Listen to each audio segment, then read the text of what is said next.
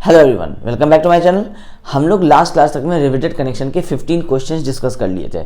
उस क्वेश्चन का पीडीएफ भी आपको लास्ट क्लास के बाद चैनल के अंदर कम्युनिटी सेक्शन में आपको उसका पीडीएफ का लिंक मिल गया होगा। टोटल हम लोग रिवेटेड कनेक्शन से 25 क्वेश्चंस डिस्कस करने वाले हैं। इस 25 में से ही आपके एसबीटी के, अगर आप सेमेस्टर एग्जाम की बात करें तो आपके टोटल 20 क्वेश्चंस होते हैं, जिसमें से आपको हर यूनिट से दो तीन क्वेश्चंस आपको होते हैं। तो रिवेटेड कनेक्शन से कोई भी 2 या 3 क्वेश्चंस अगर आपका आता है तो इन 25 कॉन्सेप्ट्स में हम लोग सारे ही कॉन्सेप्ट जितने रिवेटेड कनेक्शन के होते हैं वो हम लोग सारा इसमें कवर कर ले रहे हैं। तो होपफुली इसके अंदर से ही अगर किसी कॉन्सेप्ट से आपसे क्वेश्चन पूछता है तो आपको इन सारे क्वेश्चंस में से ही कोई एक क्वेश्चन होना चाहिए या इनके जैसा ही कोई क्वेश्चन होना चाहिए।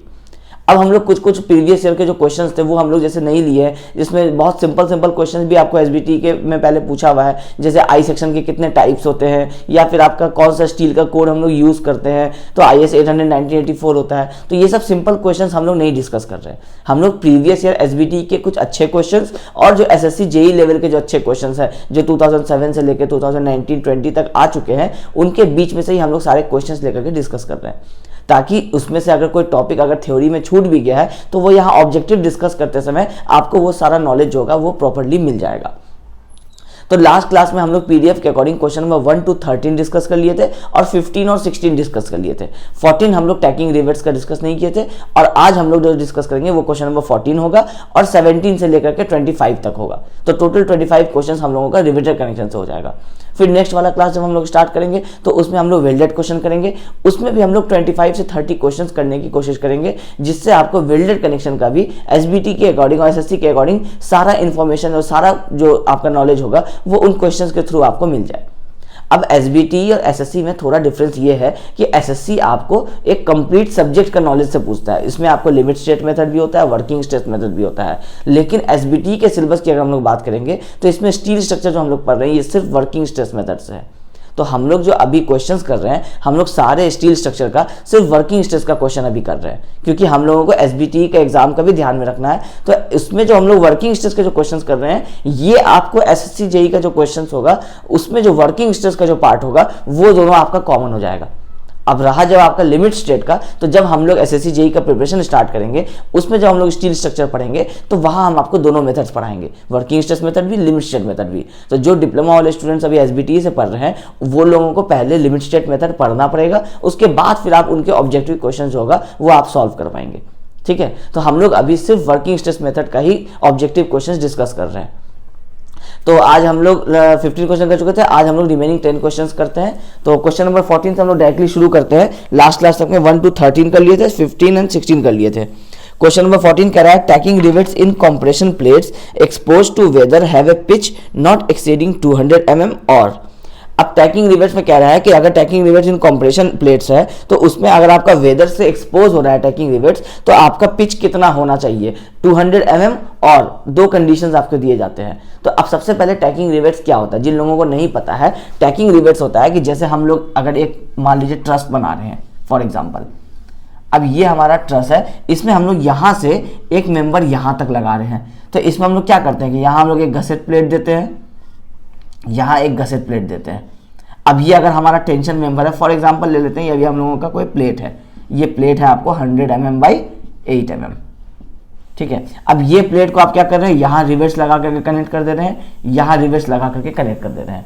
अब हम लोगों का ये जो है मान लीजिए कि ये प्लेट जो है ये डबल प्लेट है, मतलब एक इसका अगर हम लोग यहाँ से एक क्रॉस सेक्शन देखें तो ये एक इस तरह से प्लेट है और इसी के बगल में जस्ट इस तरह से सटा हुआ एक और प्लेट है। या इस तरह से कह लीजिए कि अगर हम लोग इसको प्लेट नहीं लेकर के एंगल ले लेते हैं 100 by 10, तो ये क्या होगा कि अगर हम लोग एक डबल एंगल यूज करते हैं तो ये आपका एक एंगल आएगा और इसको हम लोग ऑपोजिट साइड से इस तरह से भी हम लोग यूज कर सकते हैं डबल एंगल को।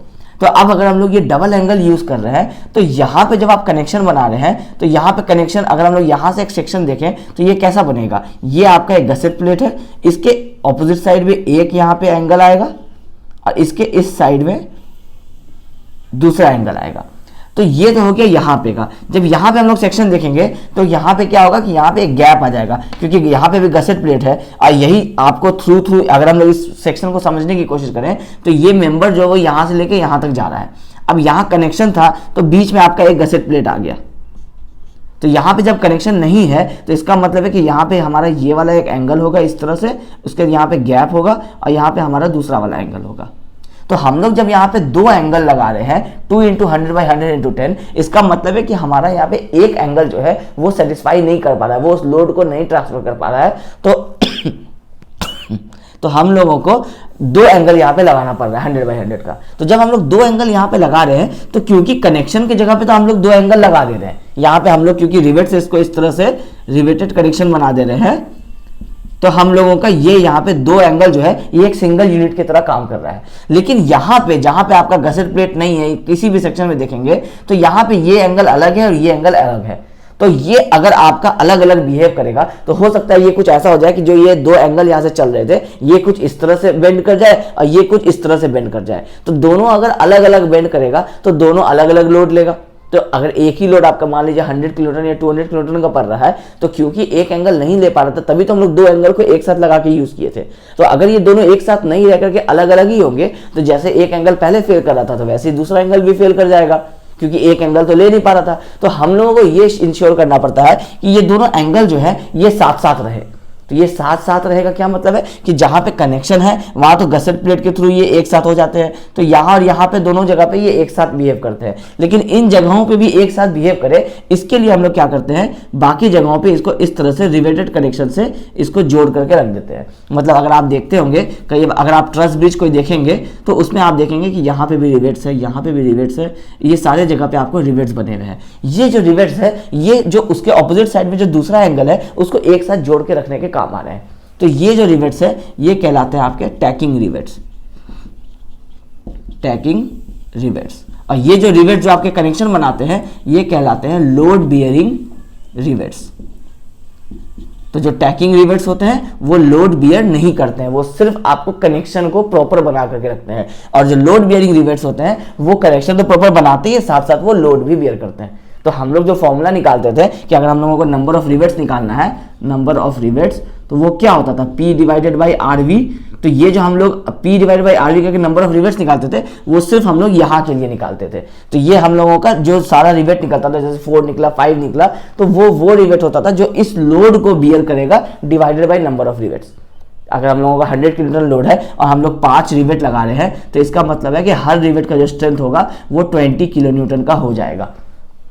लेकिन टैकिंग रिवेट्स होंगे वो लोड नहीं उठाएंगे, उनका लोड 0 किलोन्यूटन का होगा। ठीक है, तो अब ये जो टैकिंग रिवेट्स होते हैं, अगर ये रिवेट्स जो हैं ये वेदर से एक्सपोज नहीं हो रहे हैं तो उस केस में इसका जो स्पेसिंग होता है वो होता है 32 इंटू मिनिमम थिकनेस और 200 mm, जो भी ज़्यादा हो।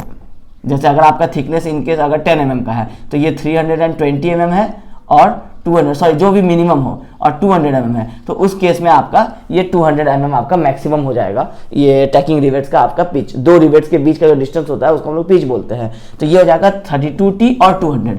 लेकिन अगर ये जो आपके रिवेट्स है टैकिंग रिवेट्स ये अगर वेदर से एक्सपोज हो रहे हो तो इसका होता है 16T और 200 mm।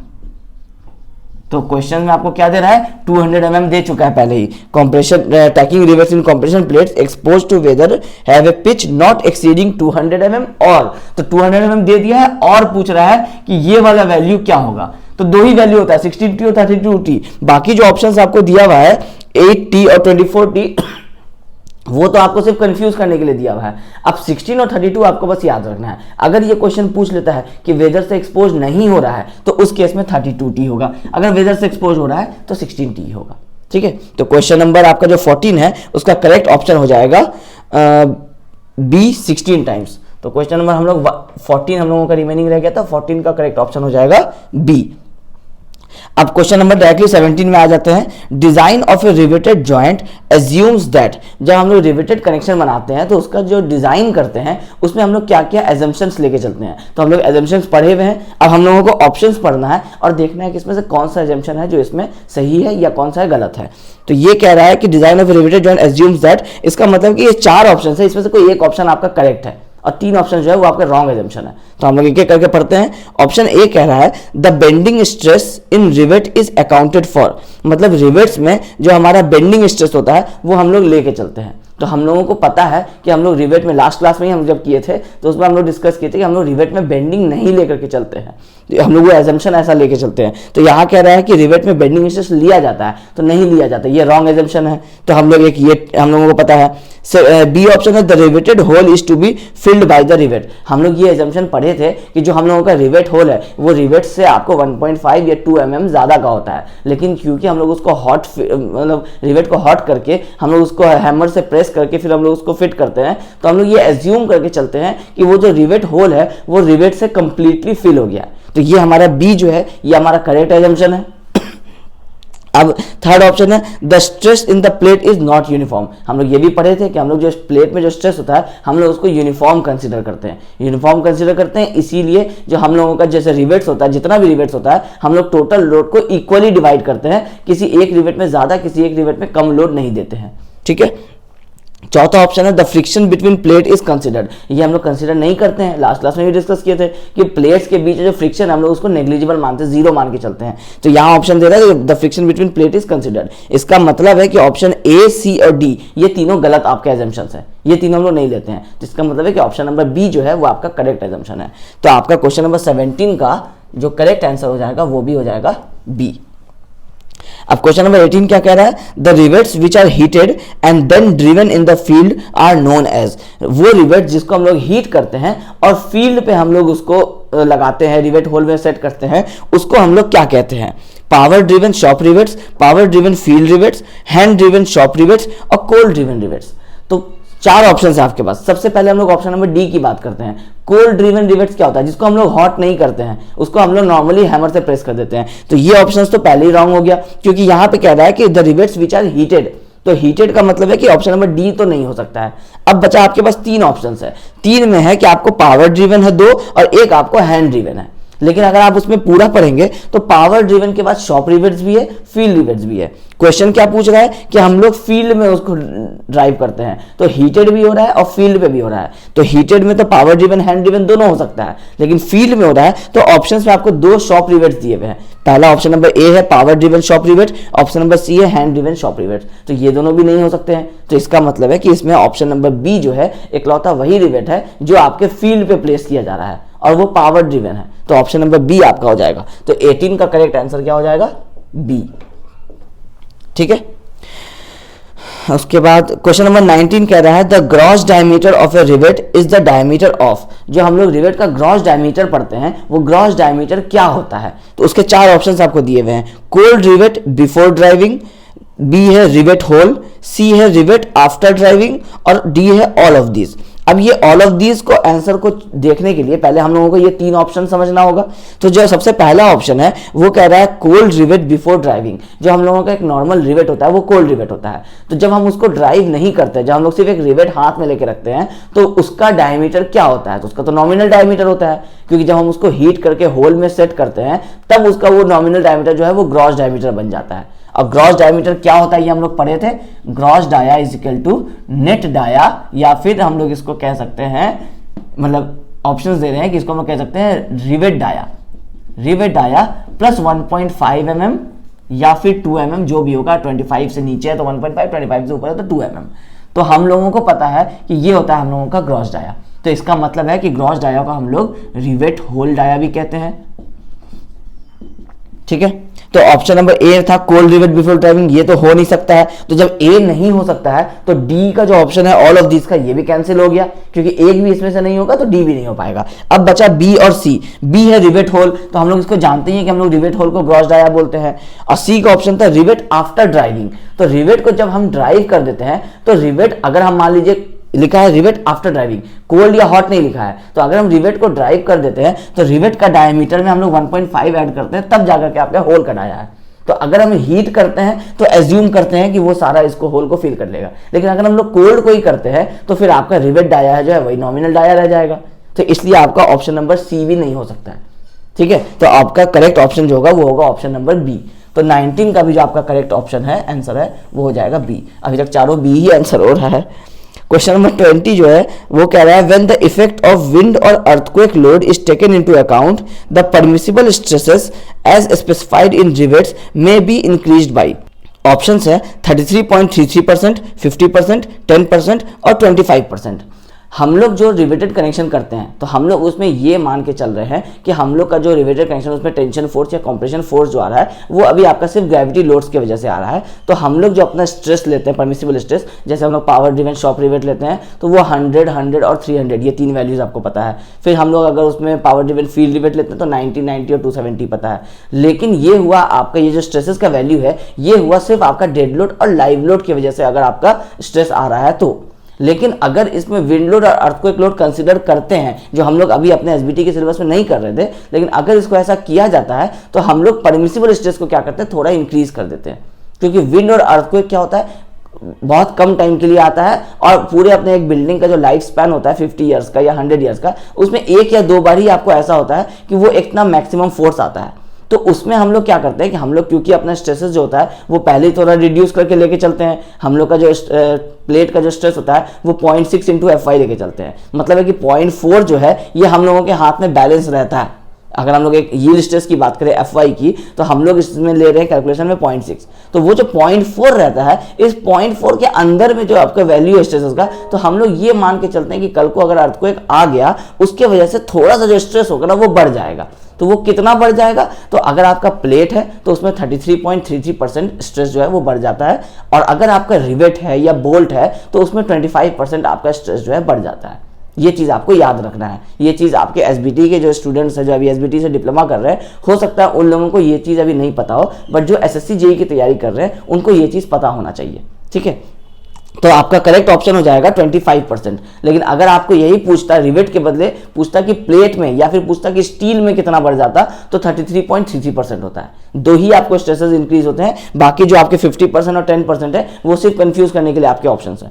कोड में अगर आप देखेंगे तो आपको सिर्फ 2 ऑप्शन अवेलेबल है, 25% और 33.33%। तो 33.33 आपके प्लेट्स में स्ट्रेस इंक्रीज हो जाता है। मतलब जैसे आप टेंशन मेंबर अगर आप डिजाइन करते, तो टेंशन मेंबर जब आप डिजाइन करते हैं तो आप उसमें एक मेंबर चुनते हैं, आप उसमें एक मेंबर का स्ट्रेस लेते हैं, इंटू ए नेट करते हैं। P = सिग्मा इंटू ए नेट हम लोग करते हैं। ये हम लोग करते हैं टेंशन मेंबर में जब करते हैं तो ये सिग्मा हो जाता है 0.6 इंटू FY, और ए नेट जो हम लोग नेट सेक्शन निकालते हैं प्लेट का या फिर एंगल का, वो हम लोगों का हो जाता है। लेकिन यहां जब आप बात करेंगे तो यहां जो इंक्रीज होगा वो 33.33% से क्या होगा, इंक्रीज हो जाएगा। लेकिन अगर आप रिवेट की बात करेंगे, सिर्फ एक रिवेट की अगर आप बात कर रहे हैं, तो उस केस में जो आपका स्ट्रेस हो जाएगा सिग्मा, वो आपका 25% से इंक्रीज हो जाएगा। ये 2 डिफरेंस आपको समझ में आना चाहिए। तो इसका करेक्ट ऑप्शन हो जाएगा डी। तो 20 का करेक्ट ऑप्शन हो जाएगा डी। क्वेश्चन नंबर 21 कह रहा है, when 2 plates are placed end to end and are jointed by 2 cover plates, the joint is known as। Question क्या कह रहा है, 2 प्लेट को एंड टू एंड अगर रखा जाए और उसको अगर 2 कवर प्लेट से कनेक्ट किया जाए तो ये कौन सा कनेक्शन कहलाता है। तो हम लोग सिंपल सा क्वेश्चन है, हम लोग पहले भी पढ़ चुके हैं कि ये एक प्लेट है, दूसरा एक प्लेट है, इसको हम लोग एक यहाँ कवर प्लेट से लगा दे रहे हैं, एक यहाँ कवर प्लेट से लगा दे रहे हैं, तो इसको हम लोग कहते हैं डबल कवर बट ज्वाइंट। ठीक है, ये सब बहुत ही बेसिक क्वेश्चन है कनेक्शन से। ऑप्शन है lap joint, butt joint, chain riveted lap joint और डबल कवर बट जॉइंट। अब देखिए ऑप्शन बी भी बट जॉइंट है, ऑप्शन डी भी बट जॉइंट है, लेकिन क्योंकि अगर यहां पे आपको बोल रहा है कि एक कवर और दो कवर प्लेट दिए हुए हैं, तो आपका correct answer double cover butt joint होगा। लेकिन अगर आपको सिर्फ बोलता कि 2 प्लेट्स को आपस में इस तरह से कनेक्ट कर दिया गया है by help of cover plates, अब कवर प्लेट मतलब है कि वो सिंगल भी हो सकता है, डबल भी हो सकता है, उस केस में करेक्ट आंसर होता है बट जॉइंट, क्योंकि आपको ये नहीं पता रहता कि डबल कवर है या सिंगल कवर है। लेकिन इस क्वेश्चन में आपको पता है कि 2 कवर प्लेट लिखा हुआ है, वो एक छोटा सा जो 2 लिखा हुआ है, उसके वजह से आपका करेक्ट ऑप्शन जो हो जाएगा वो ऑप्शन नंबर डी हो जाएगा, डबल कवर बट जॉइंट। ठीक है, तो 21 का जो आपका करेक्ट ऑप्शन होगा वो भी हो जाएगा डी। अब क्वेश्चन नंबर 22 क्या कह रहा है, number of rivets required in a lap joint is. जो रिवेटेड कनेक्शन में हम लोग नंबर ऑफ रिवेट्स निकालते थे उसका फॉर्मूला आपसे पूछ रहा है, load by shear strength of rivet, load by tearing strength of rivet, load by bearing strength of rivet, या नन ऑफ दिस। तो हम लोग यहां पे अभी डिस्कस किए थे number of rivets is equal to P divided by RV. मतलब पी क्या है, आपका लोड है, load divided by rivet value. अब रिवेट वैल्यू क्या होता है, minimum of shearing and bearing. Tearing की इसमें बात नहीं होती है, जब रिवेट वैल्यू की बात करते हैं तो सॉरी, शेयरिंग और बियरिंग में से जो मिनिमम होता है वो आपका रिवेट वैल्यू होता है। तो अब आपके पास ऑप्शंस में क्या दिया हुआ है, लोड बाय शेयर स्ट्रेंथ, मतलब लोड बाय शेयरिंग दिया हुआ है, लोड बाय बियरिंग दिया हुआ है, लोड बाय बियरिंग, और लोड बाय टियरिंग भी दिया हुआ है, या फिर नन ऑफ दीज है। तो आपको इसमें से कोई भी ऑप्शन जो है वो रिवेट वैल्यू नहीं दे रहा है, क्योंकि शेयरिंग के लिए एक ऑप्शन दे रहा है, बियरिंग के लिए एक ऑप्शन दे रहा है। या तो आपको देता है कि शेयरिंग बियरिंग देता, ऑल ऑफ दीज देता, और टियरिंग नहीं देता। तो इसका मतलब है कि आपको rivet value, load bye rivet value को आप कहते हैं नंबर ऑफ रिवेट्स, तो इसमें से कोई भी ऑप्शन ऐसा नहीं है जो लोड बाय रिवेट वैल्यू लिखा हुआ है। इसका मतलब है कि ऑप्शन हो जाएगा नन ऑफ दीज, क्योंकि शेयरिंग और बियरिंग में से मिनिमम होना चाहिए था, तो दोनों ही अलग अलग ऑप्शन में दिया है, एक में शेयरिंग दिया, एक में बियरिंग दिया, एक में टियरिंग दिया है, तो तीनों में से कोई ऑप्शन करेक्ट नहीं है, तो ऑप्शन हो जाएगा नन ऑफ दिस। तो 22 का करेक्ट आंसर हो जाएगा डी।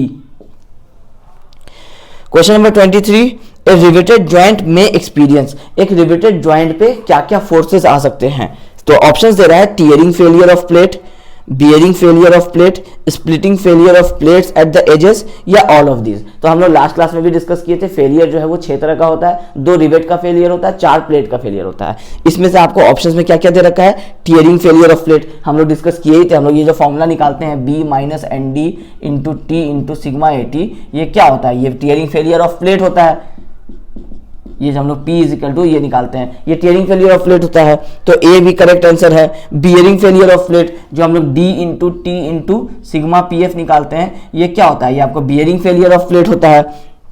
और आपका आ रहा है तीसरा ऑप्शन है स्प्लिटिंग फेलियर ऑफ प्लेट, जो हम लोग फेलियर के बारे में पढ़े थे उसमें 6 ऑप्शन में से ये स्प्लिटिंग फेलियर भी एक ऑप्शन होता है। भले ही वो आपको, क्योंकि हम लोग जो एज कंडीशन है, जो एंड डिस्टेंस है, और जो आपका पिच और गेज है, उसको क्योंकि हम लोग आईएस कोड के लिमिटेशन के अंदर रखते हैं, तो ये स्प्लिटिंग फेलियर जो होता है वो रिमूव हो जाता है। बट एक रिवेटेड जॉइंट पे ये भी तो एक फेलियर है, ये भी तो आता है, भले हम लोग इसको कैलकुलेट नहीं करते हैं। तो इसलिए आपका तीनों जो फेलियर है ये तीनों आता है। इसका मतलब है कि करेक्ट आंसर है आपका ऑल ऑफ दीज। तो 23 का जो करेक्ट ऑप्शन होगा ये भी होगा आपका डी। कमाल बात है, पहले ये चारों बी आंसर राइट हुआ, फिर ये चारों डी आंसर राइट हुआ। ठीक है, उसके बाद क्वेश्चन नंबर 24 है, pick up the correct statement from the following. Tacking rivets are used if the minimum distance between center of two adjacent rivet exceeds 12t or 200 mm whichever is less। मतलब पहला option कह रहा है कि tacking rivets हम लोग use करते हैं जब minimum distance between centre of two adjacent rivets, मतलब 12t या 200 mm से ज्यादा जब आपका हो जाता है पिच का डिस्टेंस, तब हम लोग टैकिंग रिवेट्स चूज करते हैं। एक ऑप्शन ये है। दूसरा ऑप्शन दे रहा है tacking rivets are not consider to calculate stress. ये भी हम लोग डिस्कस किए थे कि आपका टैकिंग रिवेट्स जो होता है वो आपका लोड नहीं लेता तो स्ट्रेस नहीं लेता है, मतलब है कि इसमें सब चीज जो होता है फोर्सेस वो जीरो होता है। तो दूसरा भी आपका करेक्ट है। तीसरा है tacking rivets are provided throughout the length of a compression member composed of 2 components back to back. हम लोग अभी यही बोलना चाह रहे हैं कि हम लोग जब 2 कंपोनेंट्स बनाते हैं यहां से लेकर के यहां तक, तो उसके थ्रू आउट द लेंथ ये दिया जाता है। मतलब ऐसा नहीं कि यहां 2 दे दिए उसके बाद ये प्रोवाइड नहीं कर रहे हैं, ये एक बार प्रोवाइड होता है तो ये थ्रू आउट द लेंथ आपका प्रोवाइड होता है। तो तीनों ऑप्शन जो है वो करेक्ट होता है। ये पहला वाला ऑप्शन भी आपको याद रखना है कि जब आपका जो मिनिमम और मैक्सिमम पिच का डिस्टेंस होता है, जैसे मैक्सिमम पिच कंप्रेशन में 12t और 200 होता है, टेंशन में 16t और 200 mm होता है। तो जब इससे ज्यादा अगर आप पिच प्रोवाइड कर रहे हैं, इन केस आपका 12t या 200 mm से ज्यादा का हो जाता है, पिच डिस्टेंस आपका 300 mm हो जाता है, उस केस में आपको टैकिंग रिवेट्स प्रोवाइड करना पड़ेगा। और जब आप 2 एंगल यूज कर रहे हैं तो दोनों एंगल को कंबाइन रखने के लिए भी आपको टैकिंग रिवेट्स देना पड़ेगा, और टैकिंग रिवेट्स आपका स्ट्रेस भी नहीं लेता है। तो आपके ये तीनों ऑप्शन जो है ये करेक्ट है। तो इसका करेक्ट आंसर क्या हो जाएगा, ऑल ऑप्शंस आर करेक्ट। मतलब 24 का जो आंसर हो जाएगा वो भी हो जाएगा ऑप्शन नंबर डी। अब लास्ट है question number 25, the strength of a riveted lap joint is equal to. Lap joint जब हम लोग बनाते हैं, मतलब ये हमारा एक प्लेट है, इसके ऊपर हम लोग यहाँ से एक दूसरा प्लेट इस तरह से लगा के रखे और इसको हम लोग लैप जॉइंट बना दिए। तो कह रहा है कि लैप जॉइंट का जो स्ट्रेंथ होगा रिवेटेड लैप जॉइंट का, ये क्या होगा। तो पहला नंबर ऑप्शन है शियरिंग स्ट्रेंथ, दूसरा है आपको least of bearing and tearing strength, तीसरा है रिवेट वैल्यू, और चौथा है least of sharing bearing and tearing. तो हम लोगों को पता है कि अगर हम लोगों को रिवेटेड कनेक्शन का स्ट्रेंथ निकालना है तो वो क्या होता है। जब हम लोग इफिशिएंसी का फॉर्मूला अगर आपको याद होगा तो efficiency is equal to strength of joint divided by strength of plate होता है इंटू 100। तो स्ट्रेंथ ऑफ प्लेट क्या होता है, B इंटू टी इंटू जो सिग्मा 80 होता है। स्ट्रेंथ ऑफ जॉइंट के बारे में हम लोग डिस्कस किए थे कि ये minimum of sharing, bearing and tearing होता है। तो आपका करेक्ट ऑप्शन क्या हो जाएगा? Least of sharing, bearing and tearing. मतलब है कि आपके क्वेश्चन नंबर 25 का भी जो करेक्ट आंसर हो जाएगा वो भी हो जाएगा डी। तो टोटल हम लोग डिस्कस कर लिए 25 क्वेश्चंस। इसमें आपके इफिशिएंसी, शेयरिंग, बियरिंग, टीयरिंग, आपके पिच डिस्टेंस, आपके एज डिस्टेंस, इन सारे कॉन्सेप्ट से हम लोग क्वेश्चंस डिस्कस कर चुके हैं। तो मेरे हिसाब से ये 25 क्वेश्चंस थे जो एसएससी जेईई के हिसाब से थोड़ा सिंपल हो सकता है, लेकिन एसबीटी के सिलेबस के हिसाब से ये एक अच्छा क्वेश्चन हो सकता है। ये सारे क्वेश्चंस की अगर आप प्रैक्टिस करते हैं, अगर आपको ये 25 क्वेश्चन समझ में आ रहा है, तो आपका रिविटेड कनेक्शन से तो एटलीस्ट कोई क्वेश्चन, ऑब्जेक्टिव क्वेश्चन आपका नहीं छूटेगा। और इसके थ्रू आपका बहुत सारा सब्जेक्टिव क्वेश्चन का भी जो डाउट है वो आपका यहाँ से ही क्लियर हो गया हो जाना चाहिए। क्योंकि हम लोग वहाँ भी जब सॉल्व करते हैं तो वहाँ हम लोग को ये सारा ही फॉर्मूलाज यूज़ करना पड़ता है, ये सारा ही कॉन्सेप्ट यूज़ करना पड़ता है। तो आज के क्लास को हम लोग यहीं पे एंड करते हैं। आई होप आपको ये रिविटेड कनेक्शन के सारे क्वेश्चन जो है ये अच्छे से समझ में आ गए होंगे। नेक्स्ट वाले क्लास को जब हम लोग सैटरडे को करेंगे तो उसमें हम लोग वेल्डेड कनेक्शन के क्वेश्चंस करेंगे और कोशिश करेंगे कि एक ही क्लास में 25 से 30 क्वेश्चंस डिस्कस कर लेने का। अभी हम लोग रिविटेड कनेक्शन में 2 क्लास में डिवाइड कर दिए थे। नेक्स्ट क्लास से कोशिश करेंगे कि वेल्डेड कनेक्शन, टेंशन मेंबर और कॉम्प्रेशन मेंबर तीनों एक एक क्लास में कंप्लीट हो जाए, जिससे आपका आने वाले वीक में आपका यूनिट नंबर 4 तक का आपका जो ऑब्जेक्टिव का प्रैक्टिस है वो आपका कंप्लीट हो जाएगा। तो आई होप आपको ये वीडियो पसंद आया होगा। तो अगर ये वीडियो पसंद आया तो इस वीडियो को ज़रूर लाइक कीजिएगा। Thank you.